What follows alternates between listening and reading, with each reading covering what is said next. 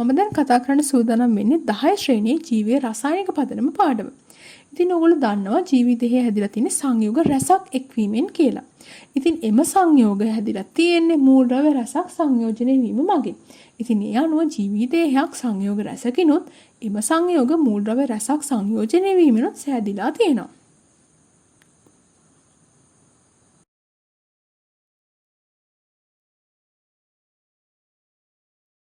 ස්වභාවිකව පවතින මූල ද්‍රව්‍ය අණු දෙකක් අතරින් මූල ද්‍රව්‍ය 25ක් වගේ ප්‍රමාණයක් තමයි ජීවි දේහ තුල අන්තර්ගත වෙන්නේ. මේවා විවිධ ආකාරයෙන් ජීවි දේහේ විවිධ ස්ථානවල අපිට සොයා ගන්න පුළුවන්.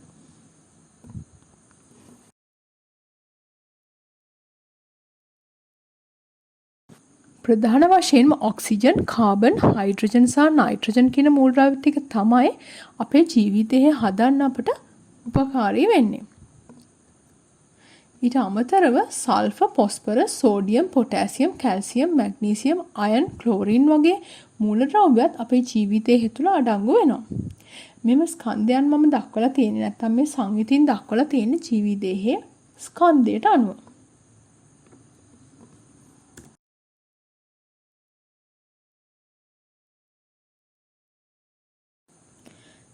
සජීවී පදාර්ථ නැත්නම් සජීවී සෛල හදන්න උපකරණ රසායනික සංයෝග ප්‍රධාන කොටස් දෙකක් අපිට හඳුනගන්න පුළුවන්.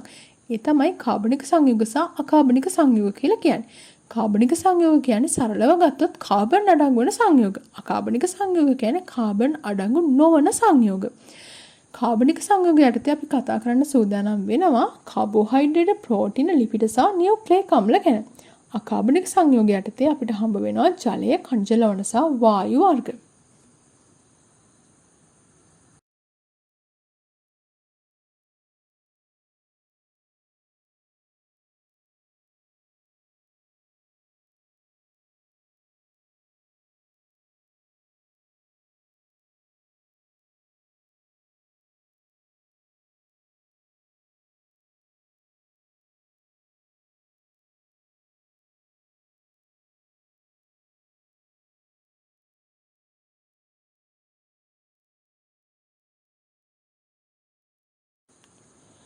අපි දැන් බලමු කාබෝහයිඩ්‍රේට් ගැන. කාබෝහයිඩ්‍රේට් ගැන අපිට සුලභව හම්බෙන කාබනික සංයෝගයක්. ඒ වගේම ශාක විසින් ප්‍රභා සංශ්ලේෂණයේදී කාබෝහයිඩ්‍රේට් නිපදවනවා. කාබෝහයිඩ්‍රේට් පොදු අණුක සූත්‍රය තමයි මම මේ පාළින් දක්වලා තියෙන්නේ. ඉතින් මේ අණුව ගන්න පැහැදිලි වෙනවා ඇති කාබෝහයිඩ්‍රේට් වල හයිඩ්‍රජන්ට ඔක්සිජන් අනුපාතය සෑම විටම 2:1 වෙනවා කියලා. ඉතින් කාබෝහයිඩ්‍රේට් බහුලවම අඩංගු වෙන ආහාර තමයි අල, පතල, දාන්නේ, සීනි, පිටි කියලා කියන්නේ. කාබන්, හයිඩ්‍රජන්, ඔක්සිජන් තමයි කාබෝහයිඩ්‍රේට් මූල ද්‍රව්‍ය සංයුතිය වෙන්නේ. කාබෝහයිඩ්‍රේට් තැනෙන්නේ මොනොසැකරයිඩ් එකතුලා. නැත්නම් කාබෝහයිඩ්‍රේට් වල තැනුම එකකේ තමයි මොනොසැකරයිඩ් කියලා කියන්නේ. කාබෝහයිඩ්‍රේට් මොනොසැකරයිඩ්, ඩයිසැකරයිඩ් සහ පොලිසැකරයිඩ් කියලා අපිට වර්ගීකරණය කරන්න පුළුවන්. ඒ විදිහට වර්ගීකරණය කරන්නේ කොහොමද කියලා මේ පාඩම කරගෙන යද්දී ඔයගලන්ට අවබෝධ වෙයි. ඉතින් අපිට කාබෝහයිඩ්‍රේට් උපකාරී වෙනවා ශක්ති ප්‍රභවයක් විදියට සහ සංචිත ආහාරයක් විදියට. ඊට අමතරව ජීවීන්ගේ ව්‍යුහ සංඝටකයක් විදියට වගේම නියුක්ලියික අම්ල සංඝටකයක් විදියටත් අපිට කාබෝහයිඩ්‍රේට් වැදගත් වෙනවා.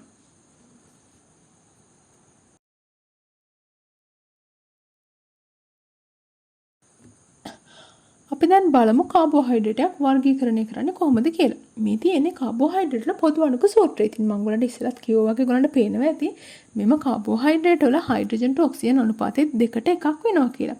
ඉතින් අපිට පුළුවන් මේ x සහ y කියන ස්ථාන වලට ඉලක්කමක් ආදේශ කරන්න. අපි ගමුකෝ x = 6 y = 6යි කියලා. ඉතින් එහෙම ගත්තොත් එහෙම අපිට මෙන්න මේ විදිහට මේ සූත්‍රය ලියන්න පුළුවන් නේද? ඉතින් අපි ඒක තව ටිකක් දිගට ලියුවොත් මෙන්න මේ විදිහේ සූත්‍රයක් අපිට ලැබෙනවා. මේ තියෙන්නේ C6යි H12යි O6 කියන සූත්‍රය. ඉතින් මේක තමයි අපි මොනොසැකරයිඩයක් කියලා හඳුන්වන්නේ. අපිට මොනොසැකරයිඩ් මෙන්න මේ විදිහට සංකේතවත් කරන්න පුළුවන්. ඉතින් එහෙම සංකේතවත් කරලා අපි දැන් බලමු කොහොමද මොනොසැකරයිඩ් එකකින් ඩයිසැකරයිඩයක් හැදෙන්නේ කියලා. මේ විදිහේ මොනොසැකරයිඩ් දෙකක් එකතු වුණාට පස්සේ ඩයිසැකරයිඩයක් වගේම ජල අණුවකුත් හැදෙනවා ඔයගලන්ට පේනවා ඇති. ඉතින් ඒ වගේම මේ ජල අණු වල ඩයිසැකරයිඩ් එකතු වුණාමත් නැවත වතාවක් මොනොසැකරයිඩ් දෙකක් සෑදීම සිද්ධ වෙනවා. ඉතින් මේ ක්‍රියාවලිය අපි හඳුන්වනවා ජල විච්ඡේදනය කියලා.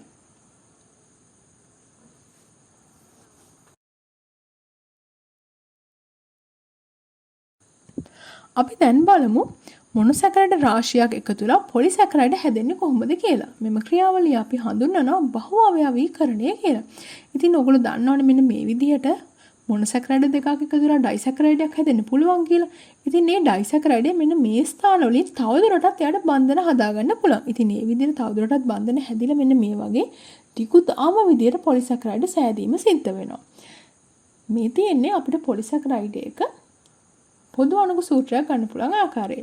ඉතින් බලන්නකො ජලාණුවක් ඉවත් කරාට පස්සේ ලැබෙන මොනොසැකරයිඩේ සූත්‍රයේ තියෙනව නේද? ඒ තමයි C6H10O5 කියන්නේ. ඉතින් ඒ වගේ කොටස් n සංඛ්‍යාවක්, ඒ කියන්නේ විවිධ සංඛ්‍යාවක් එකතු වෙලා පොලිසැකරයිඩ් විවිධ විදියට හැදෙන්න පුළුවන් කියන එක තමයි මේ පොදු අණුක සූත්‍රයේ තේරුම වෙන්නේ. ඉතින් මේ වගේම මේ පොලිසැකරයිඩ් වල ජලය එකතු වුණොත් නැත්නම් ජල විච්ඡේදනයක් වුණොත් නැවතත් අර හැදිච්ච පොලිසැකරයිඩය මොනොසැකරයිඩ් වලට මිදීම සිද්ධ වෙනවා.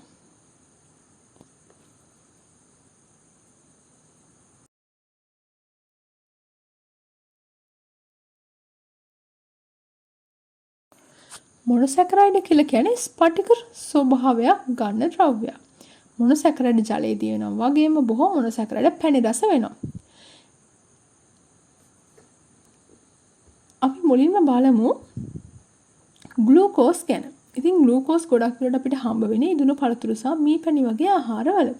මේ තියෙන්නේ ග්ලූකෝස් අණුවක ව්‍යුහය. මේක තමයි ස්වභාවයේ ග්ලූකෝස් අණුව පවතින ආකාරය. ඉතින් මේක ඔයගොල්ලෝ මතක තබා ගන්න අවශ්‍ය වෙන්නේ නැහැ. නමුත් ග්ලූකෝස් අණුවක හැඩය මෙන්න මේ වගේ තියෙනවා කියන එක ඔයගොල්ලෝ අවබෝධ කරගන්න. ඉතින් ග්ලූකෝස් පිෂ්ඨාහාර ජීර්ණයේ අන්තඵලයක් කියලා අපි හඳුන්වනවා. පිෂ්ඨය කියන්නේ පොලිසැකරයිඩයක්. ඉතින් මම ඔයගලන්ට කිව්වනේ පොලිසැකරයිඩ් ජල විච්ඡේදනය වෙලා නැවතත් එම පොලිසැකරයිඩ් සෑදීමට දායක වූ මොනොසැකරයිඩ් හැදෙන්න පුළුවන් කියලා.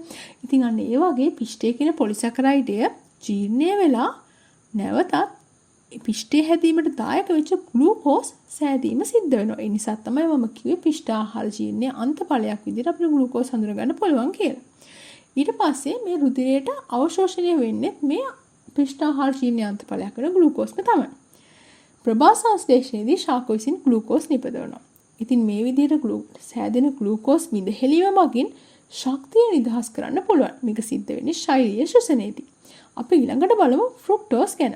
ඉතින් ඉදුණු පළතුරු මී පැණි වට්ටක කැරට් වගේ ආහාරවල ෆ්‍රුක්ටෝස් අඩංගු වෙනවා. මේක අපි සරලව පළතුරු සීනි කියලා හඳුන්වනවා.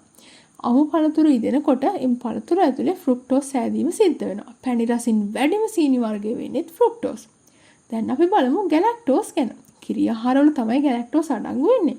ලැක්ටෝස් කියන ඩයිසැකරයිඩේ ජීර්ණය වීමෙන් තමයි ගැලැක්ටෝස් හැදෙන්නේ. එහෙම වෙන්නේ කොහොමද කියලා අපි මේ පාඩම කරගෙන යද්දී ඔයගලන්ට අවබෝධ වෙයි. හැබැයි මේකේ තියෙනවා පොඩි විශේෂත්වයක්. අපි කියවනේ සරල සීනි පැණි රසෙන් යුක්තයි කියලා. හැබැයි ගැලැක්ටෝස් නම් පැණි රසක් තියෙන්නේ නැහැ. ඉතින් පැණි රස නැති සරල සීනි වර්ගයක් තමයි ගැලැක්ටෝස් කියලා හඳුන්වන්නේ.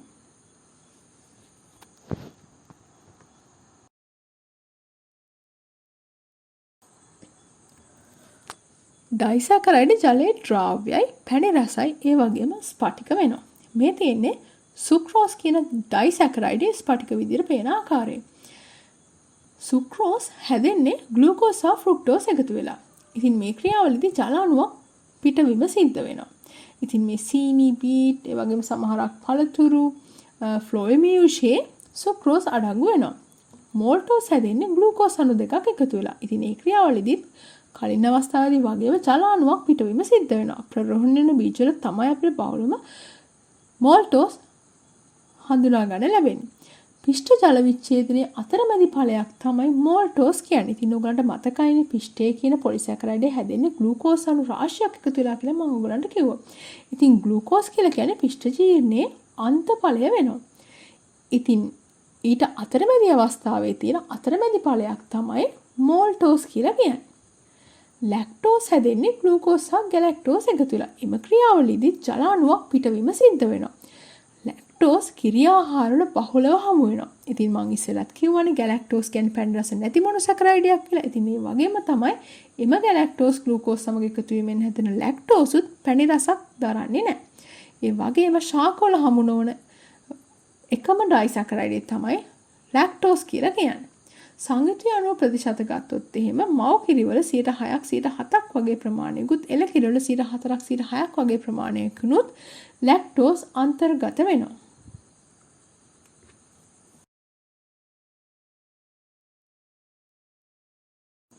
පොලිසැකරයිඩ් ඇල් ජලයේ අද්‍රාව්‍ය ස්ඵටික රූපී නොවන අවස්ථාවක්.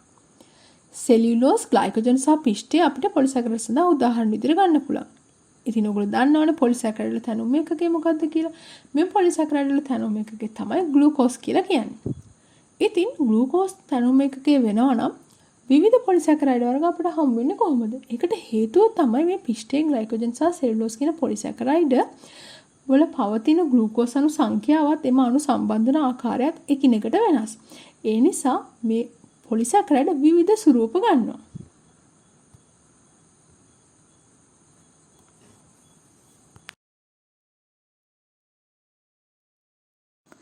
සෙලියුලෝස් ශාක සෛල බිත්ති සහ ශාක තුල තියෙන තන්තු වල අපිට හම්බ වෙනවා. මේ තියෙන්නේ ශාක සෛල බිත්තියක් විශාල කරලා බැලුවම පේන ආකාරය.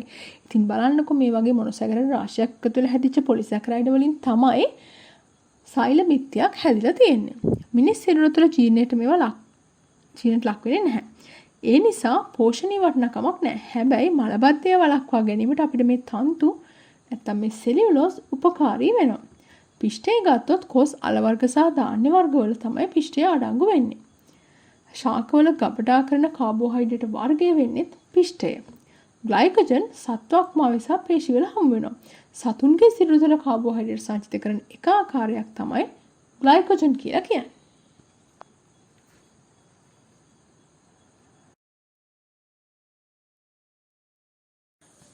හත ශ්‍රේණියේදී සරල සීනි වලට පරීක්ෂණයක් කරා ඔයගලන්ට මතක ඇති. බෙනඩික්ට් ද්‍රාවණය තමයි අපි මේ පරීක්ෂණය දාගත්තේ. ඉතින් මේ අවස්ථාවේදී වර්ණ විපර්යාසයක් දුන්නා.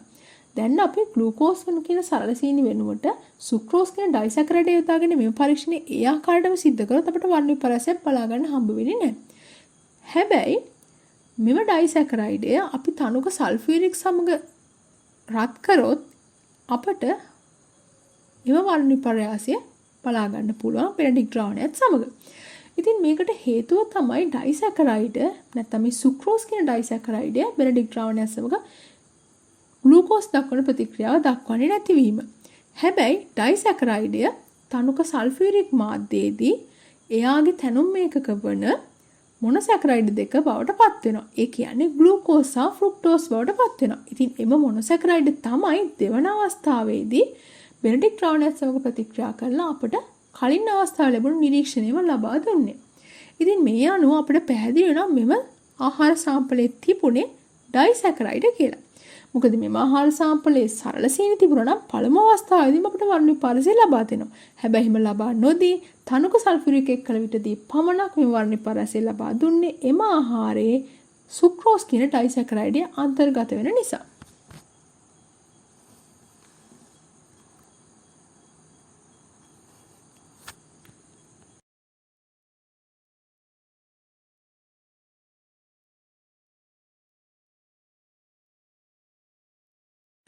මස් මාළු පිත්තර සුදු මදය මාංශ භෝගවල ප්‍රෝටීන බහුලව හමු වෙනවා.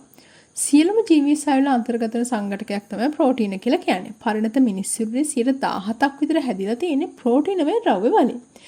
මේකේ මූල ද්‍රව්‍ය සංයුක්තිය තමයි කාබන්, හයිඩ්‍රජන්, ඔක්සිජන් සහ නයිට්‍රජන් කියලා කියන්නේ. ඇතැම් අවස්ථාවලදී සල්ෆත් මේ මූල ද්‍රව්‍ය සංයුතිය තුළ අන්තර්ගත වෙන්න පුළුවන්. ප්‍රෝටීන වල තැනුම එක කියන්නේ ඇමයිනෝ අම්ල. ඉතින් ශක්ති ප්‍රභවයක් විදිහට කාබෝහයිඩ්‍රේට් හා මේද වලින් සපයන ශක්තිය නොසැහෙන අවස්ථාවලදී අපිට ප්‍රෝටීන වැදගත් වෙනවා.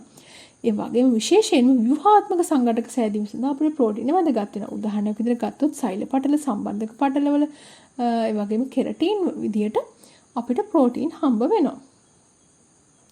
ප්‍රෝටීන එන්සයිමයක් විදිහටත් හෝමෝනයක් විදිහටත් අපිට වැදගත් වෙනවා. ඉන්සියුලින් සහ වර්ධක හෝමෝන කියන්නේ ප්‍රෝටීනමය හෝමෝන වර්ග. ඒ වගේම ප්‍රතිදේහ විදිහට අපිට ප්‍රෝටීන වැදගත් වෙනවා.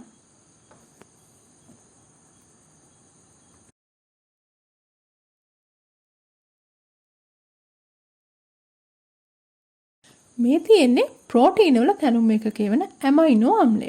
ඉතින් ඇමයිනෝ අම්ල 20ක් විතර පවතිනවා.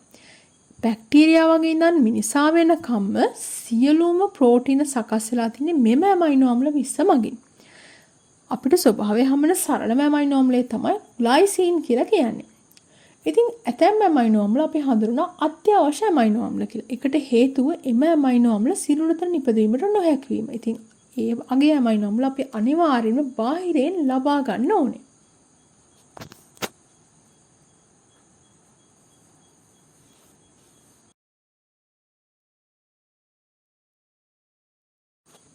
අපි දැන් බලමු ප්‍රෝටීනයක් වන එන්සයිම ගැන. එන්සයිමයක් කියලා කියන්නේ ජීවීන් තුළ සිදුවන ජෛව රසායනික ප්‍රතික්‍රියාවල ශීඝ්‍රතාවය වැඩි කිරීම සඳහා අවශ්‍ය වෙන ජීවීන් විසින්ම නිපදවනු ලබන විශේෂිත ප්‍රෝටීන වර්ගයකට. මේක කාබනික උත්ප්‍රේරකයක් කියලා අපි හඳුන්වනවා.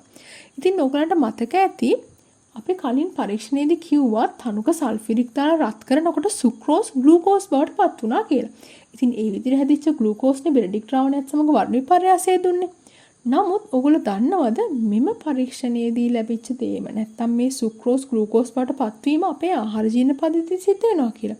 ඉතින් ආහාර ජීර්ණ පද්ධතියේ තනුක සල්ෆිරික් දැමීමක්වත් රත් කිරීමක්වත් සිද්ධ වෙන්නේ නැහැනේ. එහෙනම් කොහොමද ඊටමත් වේගයෙන් පහසුවෙන් මේ සුක්‍රෝස් ග්ලූකෝස් බවට පත් වෙන්නේ?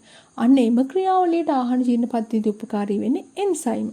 ඉතින් මේ එන්සයිම් වලින් තමයි අඩු උෂ්ණත්වයකදී සුක්‍රෝස් ග්ලූකෝස් බවට පත්වීම සිද්ධ වෙන්නේ. ඉතින් ආහාර ජීර්ණ පද්ධතිය තුළදී සුක්‍රෝස් පහසුවෙන් ග්ලූකෝස් බවට පත් වෙන්නේ එන්සයිම් නිසා කියලා ඔයගොල්ලෝ දැන් දන්නවා. ඉතින් ඒ අනුව ඔයගොල්ලන්ට පැහැදිලි වෙනවා එන්සයිම මගින් රසායනික ප්‍රතික්‍රියා උත්ප්‍රේරණය කරනවා කියන එක.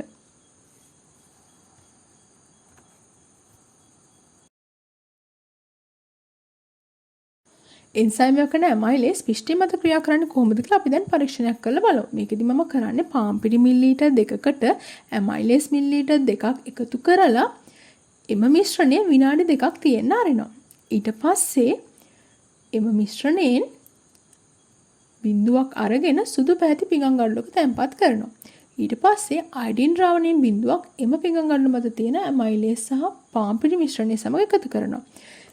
ඉතින් විනාඩි 20ක් පමණ විනාඩි 2කින් දෙකට ලබාගත් මිශ්‍රණ බිඳුව වලට මම මේ විදිහට අයඩින් ද්‍රාවණය එකතු කරනවා. මේ තියෙන්නේ මට ලැබිච්ච නිරීක්ෂණය. ඔයගොල්ලෝ දන්නවා අයඩින් ද්‍රාවණයක් පිෂ්ඨය සමග නිල්දම් පැහැයක් ලබා දෙනවා කියලා. ඉතින් බලන්න මේ පාට ටික ටික අඩු වෙගෙන ගිහිල්ලා අයඩින් ද්‍රාවණයේ පැහැම ලැබිලා තියෙන හැටි. ඒකෙන් අපිට කියවෙන්නේ මොකද්ද? ඒ කියන්නේ මෙම ද්‍රාවණයේ වේලාව ගත වෙනවත් එක්ක පිෂ්ඨය ඉවර වෙලා නේද? ඉතින් කොහොමද මේ පිෂ්ඨය ඉවර වුනේ? ඒකට හේතුව තමයි අපි මේ ද්‍රාවණයට එකතු කරපු ඇමයිලේස් මගින් පිෂ්ඨය ජීර්ණය කරලා තියෙනවා. නැත්තම් පිෂ්ඨය ජීර්ණය කළා සරල සීනි වෙන ග්ලූකෝස් බවට යාපත් කළා. ඉතින් ග්ලූකෝස් අයඩින් සමග මෙම වර්ණ විපර්යාසය ලබා දෙන්නේ නැති නිසා තමයි අපිට මේ වගේ නිරීක්ෂණයක් කාලයත් සමග ලැබිලා තියෙන්නේ. ඉතින් මේකෙන් අපිට පැහැදිලි වෙනවා ඇමයිලේස් එන්සයිමේ මගින් පාම් පිටිවල තියෙන පිෂ්ඨය සරල සීනි බවට පත් කරනවා කියලා.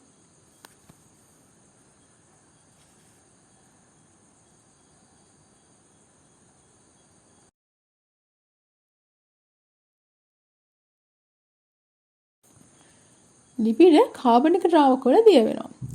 හැබැයි ජලය වගේ ද්‍රවීය ද්‍රාවකවල ලිපිඩ දිය වෙන්නේ නැහැ. ඔයගලන්ට මතක ඇති කාබෝහයිඩ්‍රේට් වල හයිඩ්‍රජන් ටොක්සින් අනුපාතය 2ට 1යි කියලා මම කිව්වා. හැබැයි ලිපිඩ වල හැම අවස්ථාවකදීම හයිඩ්‍රජන් ටොක්සින් අනුපාතය 2ට 1කට වඩා වැඩි.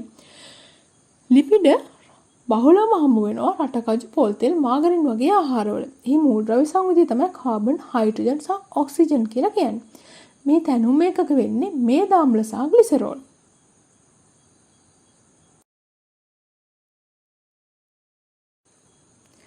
ලිපිඩ අපට විවිධ විදියට වැදගත් වෙනවා. එක ආකාරයක් තමයි ශක්ති ප්‍රභවයක් විදියට. ඉතින් අපේ තියෙන සේරම පෝෂක ද්‍රව්‍ය ගත්තොත් අපිට වැඩිම ශක්ති ප්‍රමාණයක් ලබා දෙන්නේ ලිපිඩ මගින්. ඒ වගේම තමයි ලිපිඩ විවිධ ව්‍යුහාත්මක සංඝටක සෑදීමට උපකාරී වෙනවා. උදාහරණයක් විදිහට ගත්තොත් සෛල පටල තියෙන ෆොස්ෆොලිපිඩ සහ කොලෙස්ටරෝල්. ඒ වගේම තමයි ලිපිඩ ජල සංරක්ෂණයටත් වැදගත් වෙනවා. මොකද ලිපිඩ ජලයට අපාරගම්‍යයි. ඉතින් ඒ නිසා ශාක දේහය වටා තියෙන කියුටිනුත් සත්ව දේහය ආවරණයේ තියෙන ලිපිඩත් ජල සංරක්ෂණය සඳහා උපකාරී වෙනවා. ඒ වගේම තමයි ලිපිඩ තාප පරිවාරකයක් ලෙස ක්‍රියා කරන නිසා දේහ උෂ්ණත්වය පවත්වාගෙන යාමට උපකාරී වෙනවා. අචල තාපීන්ගේ අදස් චර්මී මේද පටකේ ලිපිඩ හමු වෙනවා. ඒ වගේම අභ්‍යන්තර ඉන්ද්‍රියවල ආරක්ෂාව සඳහා ලිපිඩ වැදගත් වෙනවා.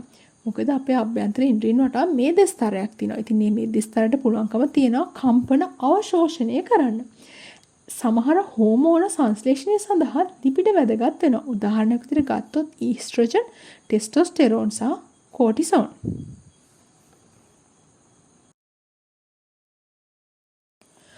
අපි දැන් බලමු ලිපිඩ හඳුනා ගැනීමේ පරීක්ෂණය.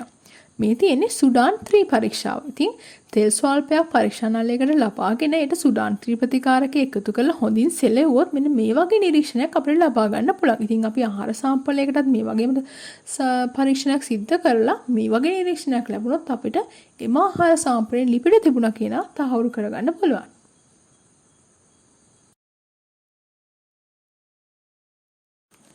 මේදාම්ල හා ග්ලිසරෝල් එකතු වෙලා ලිපිඩ හා ජලය තැනීම සිද්ධ කරනවා. ඉතින් මේදාම්ල සංතෘප්ත සහ අසන්තෘප්ත කියලා ප්‍රධාන කොටස් දෙකකින් සමන්විතයි. අසන්තෘප්ත මේදාම්ල කාමර උෂ්ණත්වයේදී ඝන හා අර්ධ ඝන ආකාරයෙන්ුත් සංතෘප්ත මේදාම්ල ද්‍රව ආකාරයෙන්ුත් පවතිනවා. මේ තියෙන්නේ සංතෘප්ත මේදාම්ලය. ඉතින් සංතෘප්ත මේදාම්ලයක් කියලා කියන්නේ එක් එක් කාබන් පරමාණුවකට සම්බන්ධ වෙන්න පුළුවන් උපරිම හයිඩ්‍රජන් පරමාණු සංඛ්‍යාව සම්බන්ධ වෙලා තියෙන අවස්ථාව. මේ තියෙන්නේ අසන්තෘප්ත මේදාම්ලයක්. ඉතින් ඔයගලන්ට පේනවා කාබන් පරමාණුවකට සම්බන්ධ වෙන්න පුළුවන් උපරිම හයිඩ්‍රජන් සංඛ්‍යාව මේ අවස්ථාවේදී සම්බන්ධ වෙලා නැහැ. ඒ නිසා තමයි අපි ඒක අසන්තෘප්ත මේදාම්ලයක් කියලා හඳුන්වන්නේ.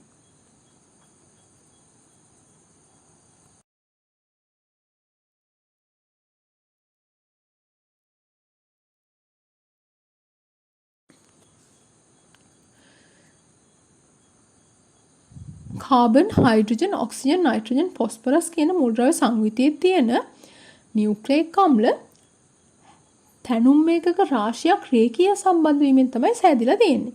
ඉතින් මේක අපි රේඛීය බහු අවයවකයක් කියලා හඳුන්වනවා. ප්‍රවේණික වැදගත් වෙන කාබනික අණුවක් තමයි නියුක්ලියික් අම්ල කියලා කියන්නේ. ඉතින් ඒකේ තැනුම් මේකක කියන්නේ නියුක්ලියෝටයිඩය. නියුක්ලියෝටයිඩයක් නයිට්‍රජනීය භස්මයක්, පෙන්ටෝසීන් කාණ්ඩයක්, ෆොස්ෆේට් කාණ්ඩයකින් සමන්විතයි. නියුක්ලියික් අම්ල ප්‍රධාන ආකාර දෙකකින් හම්බ වෙනවා. RNA සහ DNA විදියට. ඉතින් ජීවයේ ප්‍රවේණික තොරතුරු ගබඩා කිරීමට, ප්‍රවේණික තොරතුරු පරම්පරාවට සම්ප්‍රේෂණයට, ප්‍රෝටීන සංශ්ලේෂණයට අදාළ ක්‍රියාවලිය සඳහා, සෛලයේ සියලුම ජෛව ක්‍රියා පාලනය සඳහා, වගේම ජීවයේ පරිණාමය සඳහා නියුක්ලියික් අම්ල වැදගත් වෙනවා. ජීවයේ පරිණාමයට නියුක්ලියික් අම්ල වැදගත් වෙන්නේ මෙම DNA වල විවිධ විකෘති සිද්ධ වෙන්න පුළුවන්. ඉතින් ඒ වගේ විකෘති නිසා තමයි නව ජීවීන් බිහි වෙලා පරිණාමයක් සිද්ධ වෙන්නේ.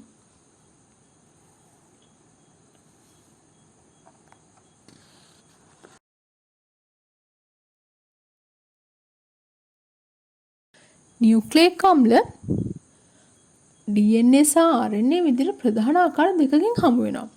DNA කියලා කියන්නේ ඩිऑක්සි රයිබෝ නියුක්ලියික් අම්ල වලට. RNA කියන්නේ රයිබෝ නියුක්ලියික් අම්ල වලට.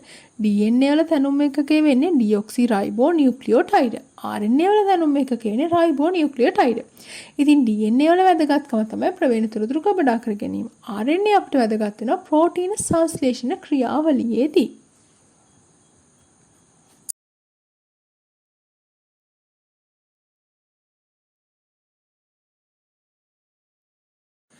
ජෛව අණු තුල කාබන්, හයිඩ්‍රජන්, නයිට්‍රජන් සහ ඔක්සිජන් කියන මූලද්‍රව්‍ය අඩංගු බව තහවුරු කරන පරීක්ෂණ කිහිපයක් අපි දැන් සිද්ධ කරමු. මුලින්ම අපි කරන්නේ ආහාරයේ සංඝටකයක් විදිහට ජලය අඩංගු බව පෙන්වන එක. ඉතින් ඒ අණුව ජෛව අණු තුල හයිඩ්‍රජන් සහ ඔක්සිජන් තියෙන බව අපිට තහවුරු කරගන්න පුළුවන්. මුලින්ම මම කරන්නේ හොඳින් කුඩු කරගත්ත ආහාර සංඝටක කෝවක දාලා ජලය ඉවත් වෙනතුරු දහණය වෙන්න ඉඩ දෙන එක. ඒ අවස්ථාවේදී කෝවට ඉහළින් වීදුරු තහඩුවක් අල්ලන්නත් ඕනේ. එතකොට මේ වීදුරු තහඩුව මත ද්‍රව බිඳු ඇති වෙනවා ඔයගලන්ට නිරීක්ෂණය කරගන්න පුළුවන්. ඉතින් මේ ද්‍රව බිඳු ජලයේද කියලා තහවුරු කරගන්න අපිට කොබෝල්ට් ක්ලෝරයිඩ් යොදා ගන්න පුළුවන්. නිර්ජල කොබෝල්ට් ක්ලෝරයිඩ් නිල් පාටයි. ඉතින් මේ ද්‍රව බිඳු තැවරුවට පස්සේ එම කොබෝල්ට් ක්ලෝරයිඩ් ටික රෝස පාට වුණොත් නැත්නම් සජල කොබෝල්ට් ක්ලෝරයිඩ් බවට පත් වුණොත් එම වීදුරු තහඩුව මත තැන්පත් වෙලා තියෙන ජලය කියලා අපිට තහවුරු කරගන්න පුළුවන්.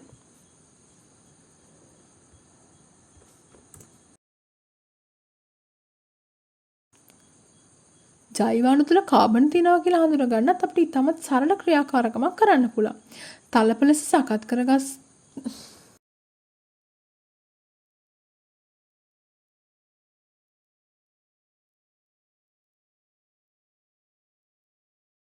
කාබන් තියෙනවා කියලා හඳුනගන්නත් අපිට ඉතාමත් සරල ක්‍රියාකාරකමක් කරන්න පුළුවන්. තලප ලෙස සකස් කරගස්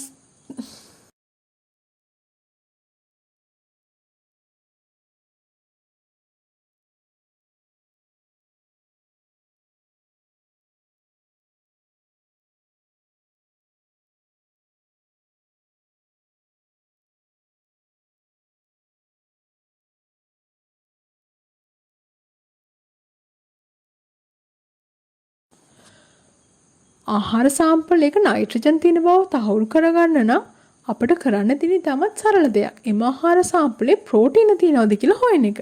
එම ආහාර සාම්පලේ ප්‍රෝටීන තියෙන බව තහවුරු වුණොත් ප්‍රෝටීන තැනීමට දායක වන ඇමයිනෝ ආම්ලවල නයිට්‍රජන් අඩංගු වෙන නිසා එම ආහාර සාම්පලේ නයිට්‍රජන් තිබ්බා කියලා. එහෙමත් නැත්නම් මේ ජෛවාණු තුළ නයිට්‍රජන් තිබ්බා කියලා අපිට තහවුරු කරගන්න පුළුවන්.